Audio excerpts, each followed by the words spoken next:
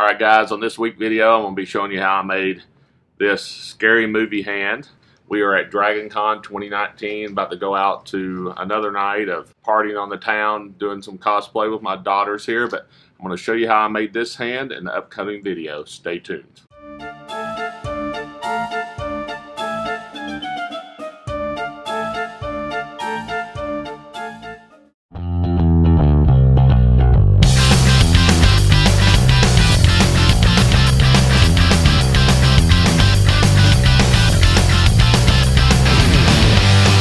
So, as you saw in the intro, we're going to be making the Scary Movie 2 hand. So, it's Hanson's hand from the movie, his strong hand or his small hand, however you want to reference it. I always thought that was kind of funny, that gag in the movie. That's been probably my favorite part of any of the scary movies. Often they're quite silly, but that was definitely well worth the watch. And so I've always wanted to make one, so I'm going to show you how I did it. Alright guys, sorry for the noise, but we're having a build day. Marty and Lisa's over, Jason's over. Says hi. So, but I want to go a little bit over where we are in the process of making the Scary Movie hand. This is a new sculpt. I redid my original sculpt. I did a sculpt during StoneyCon, but just ended up not liking it, and so I went back and did it again. And this is using monster clay, and I'll go over a little bit of monster clay, kind of back up and do that to start. But we're going to kind of start here today because we're getting ready to do the silicone jacket, and I'll be using free-form air to make the rigid jacket on the outside of this to make the actual mother mold. Monster clay is a kind of a wax-based type clay that you can heat up in the microwave, or if you just really work it in your hand, you can heat up. This is medium density. I do my sculpt, and then after I get my sculpt done, I take some denatured alcohol and a chip brush, and I brushed over it to give it this nice gloss to kind of smooth out any defects and anything in the clay that your hands make as you keep working it. But it's hard to see here, I think, but you can see, you can get pretty sharp detail. Even the tips of the fingernails will actually stand out with the clay. So you can get a lot of sharp, nice detail. You just gonna have to just staring over my shoulder. No facial, yep, nothing, not even peeping a word. So we're arguing over DC and Justice League movies and stuff. But this is Dragon Skin 10 Fast. So this is what I'm going to do to make the flexible, stretchy coat. Dragon Skin is a silicone that is extremely stretchy, so that I can pour it over the top of this, and once I get the shell made, then this will actually stretch off of this, and I'll be able to pull it off. And when I'm casting these, they'll be made out of silicone. They'll be made out of a harder version of Dragon Skin, because it's a transparent, so it takes colors really well.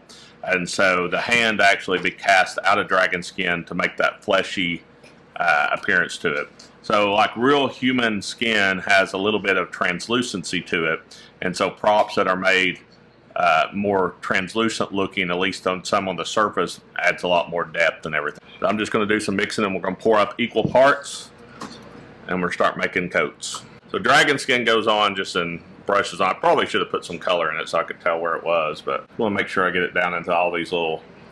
I did put a little thinner in there to make it a little bit more thin, so the print coat will be a little bit better. Yeah, it looks like if it was slime, yeah, if it was green, it would look like it got slimed. Well, I guess it would look like the ghost in the Ghostbuster in the library.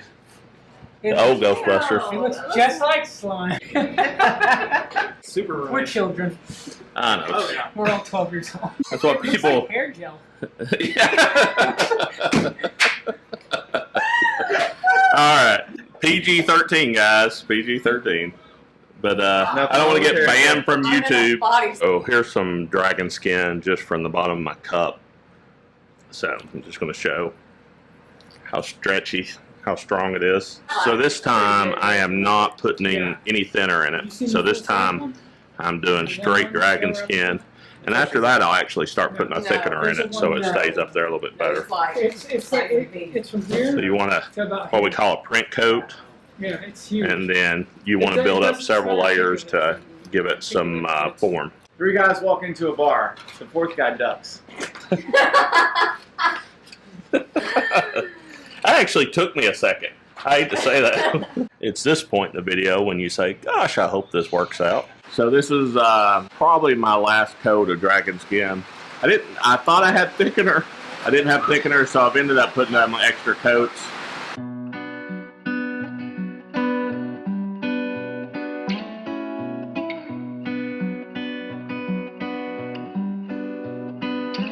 All right, gang, so we're done with the silicone. So now we need to do a hard jacket. For this, I don't always use freeform air for this, but I've got it. This is a small project, so it's not super expensive to do freeform air for. The gallon kit of this from Smooth On is not unreasonable. It's good for, it's a really quick way to make a rigid jacket and not have to do all the fiberglass. You know, it's I guess it's an epoxy-based substance, so it's not toxic as much as like fiberglass resin.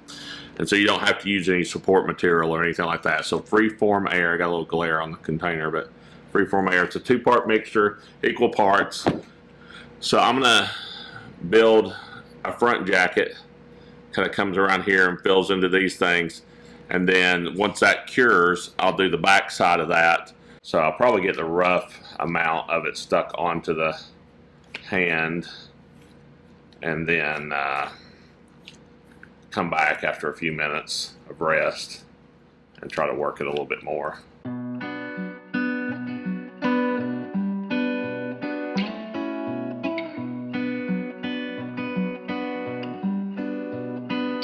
All right, so what I'm going to do is let this rest for a little bit. It's too soft right now to really do a lot of cleanup, and then I'll go from there.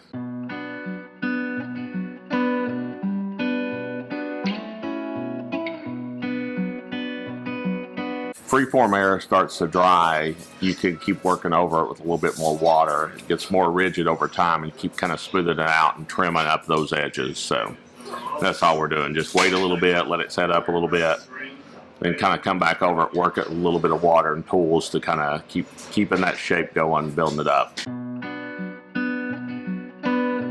I almost forgot to do this. So the release between the mold itself and the mold jacket and the other mold jacket, I use some petroleum jelly. You can use stuff like Ease Release 200 to release resins and stuff from each other, but on this I'm just concerned that I won't get enough of a thick enough layer, so I'm just using the actual petroleum jelly. So while I'm mixing this stuff up, I'm going to talk a little bit about keys in a mold. And this mold, because the fingers and knuckles have so many knobs and everything on it, is actually going to have a 3-part external shell. And the reason is you don't want to have to try to pull something past a notch. For instance, like this thumb right here, there's a bump here that keeps the mold from being able to be pulled off this way. So it's going to have a side shell here, and then the rest of it I'll be able to make just a back shell. So you always need to make sure you take consideration to make sure you don't trap your mold inside its jacket by getting it keyed. And keys are kind of your friends too, because they help the mold kind of set in the right place too when you're trying to realign everything and get it functional. So all this is mixed to a uniform color, and so we can just apply it.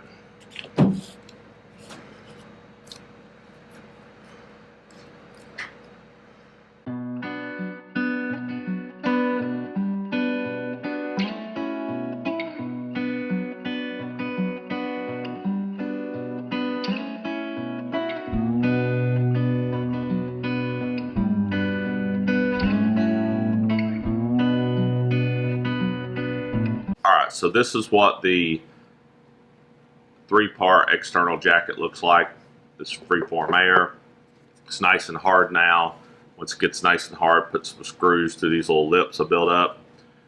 Bolts to hold things together. I know the bolts are a little long, but this way I can, these are just what I had. And so that just secures your silicone jacket for the mold inside there, holds it in the right shape, so then I can just stand it up here and pour, and nothing will get distorted or anything like that. And so then after that's in there, I'll take these off, and then we will demold the silicone casting of the Scary Movie hand. One of my dilemmas in making my Scary Movie hand was how I was going to move the finger, and then also how to keep the silicone from messing up the thing I make to make the finger. The answer to how I was going to move the finger is I'm going to do kind of like the, it's basically the straw kind of method for joint articulation. This is some just more rigid tubing that I got at the hardware store. And then basically you cut some notches in it where your joints need to be, so that when you pull the string, it moves. How I solved the other problem, and people probably come up with this much different ways, is how to keep the silicone when I pour the mold, because I have to have this inside the mold when I pour it. When I pour the mold, how do I keep it from getting down in here and plugging up these holes? Is I basically make a condom for this out of the same silicone. I got some dowels about the same size as the tubing, and I go ahead and put the pigment and mix up some silicone and pigment it and everything and paint it on these dowels. Then I can pull that off and then slide it over the top of this, thus plugging up the holes after this is, after it's dried on here. So we're demolding now. This has been the busiest build days that we've had with different projects going on. I got adhesive all over my hands. I'm making a muscle suit that'll be in another video. There's the shell, and now we need to start pulling. Feels like the silicone's going to come off pretty nicely.